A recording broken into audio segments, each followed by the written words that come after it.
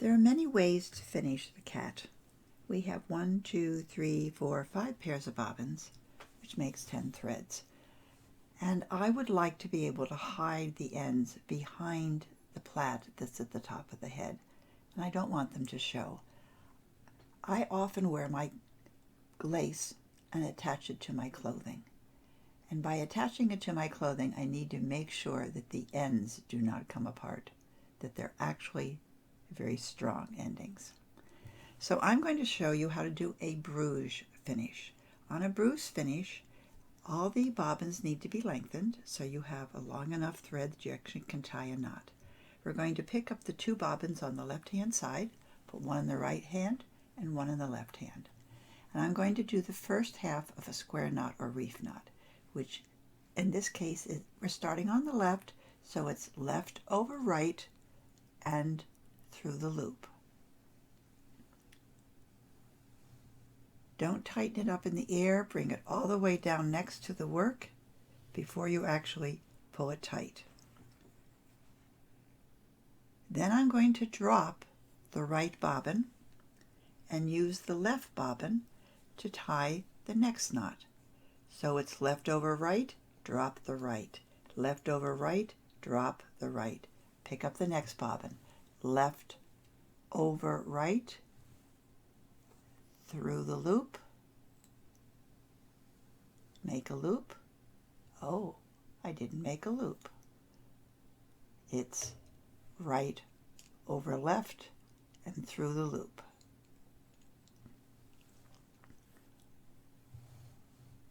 Bring your loop down low. So it was left over right, drop the right, pick up the next bobbin, left over right,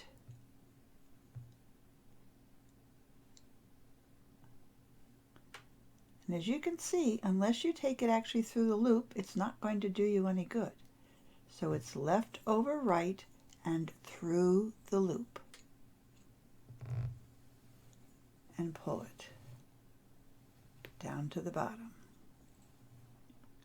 Drop the right, pick up the next one, left over right, it has to go through the loop and down to the bottom. Drop the right. I think around this one. Pick up the next bobbin. Make sure you put them far enough apart so you know which one you're working on. So left over right and through the loop. Down to the bottom, drop the right, put it to the side. Pick up the next one, left over right and through the loop.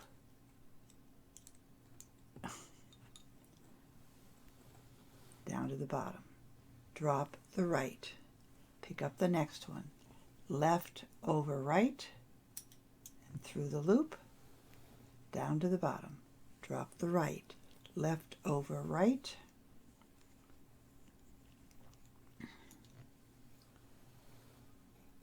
tighten it, drop the right, left over right, through the loop,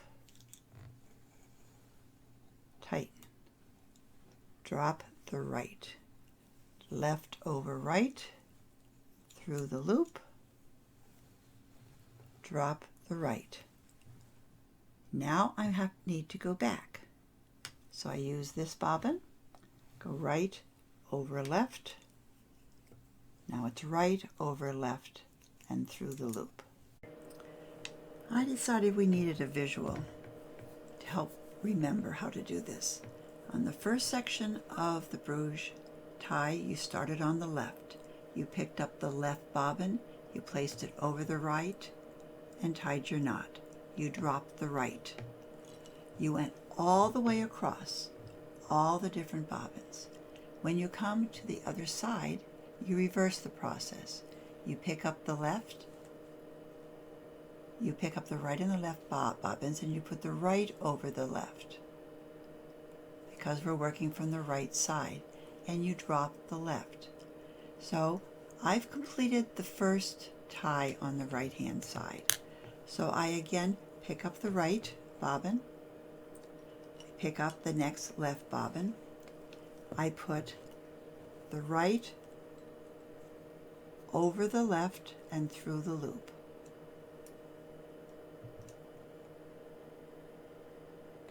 Tying it tight down here. I drop the left. Using the right, I put the right over the left and through the loop. Did I get it through the loop? No.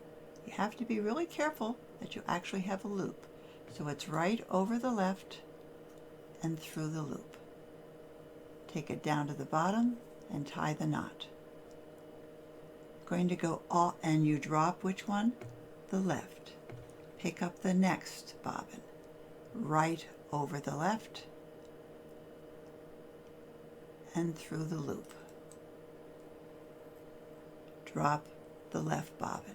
Continue all the way across, and when you've reached the other side, right over the left and through the loop, you're just going to reverse it and do one more knot. So if it's right over the left, at the very end, you're going to do right over the left and an extra knot, a left over the right. Now that all the knots have been tied, you could cut it off if you want, but I like a little bit smoother ending.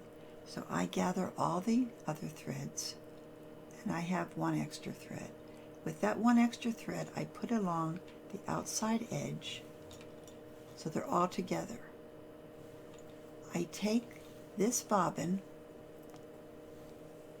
under all the threads and through the loop I've just made. Now the objective is to get that knot down right next to everything else, so it's not up in the air. So if I continue to tighten it and tighten it,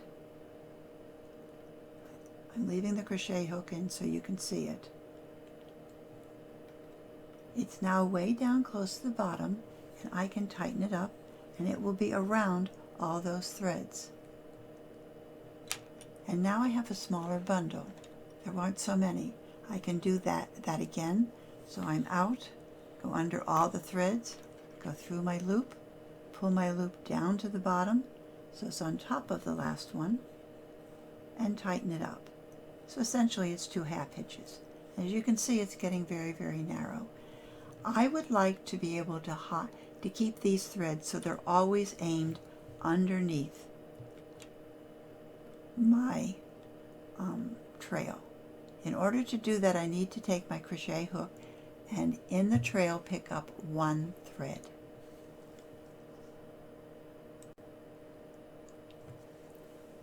I've placed the crochet hook in the trail in about the middle so that I can attach one of the threads from the ends into that stitch. You need to look at where it's going and where it might hide well. So I have picked up 1 thread, and I need to then sew and pull 1 thread through that. I choose a thread that's not the same one that I tied around the outside.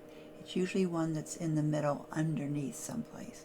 And I'm now going to sew that thread, pull a loop through. So I pulled a loop through that 1 little thread from the trail, and I place all my threads in between the loop and the end, and then I can put the bobbin through the loop and make a self tie. I never trust just 1 knot because I wear my clothes. But this will pull it out of the way. As you can see, it's now underneath. And to make sure it's not going to go anywhere, I tend to take 1 more thread out of the batch and tie 1 more square knot. just makes me feel better. You don't need to do that. This thread the Idria thread 30 and 40 wash beautifully. They don't shrink, they don't pucker up, so you can sew this piece onto a piece of clothing, put it through the wash. Yes, I do put it in a mesh bag usually. Sometimes it's just inside out, but if it's white on a dark color, I make sure that the dye is fast on the colored shirt before I sew on my lace. So have fun with this part, finish it up, and then we'll finish up the tail very quickly in the same way.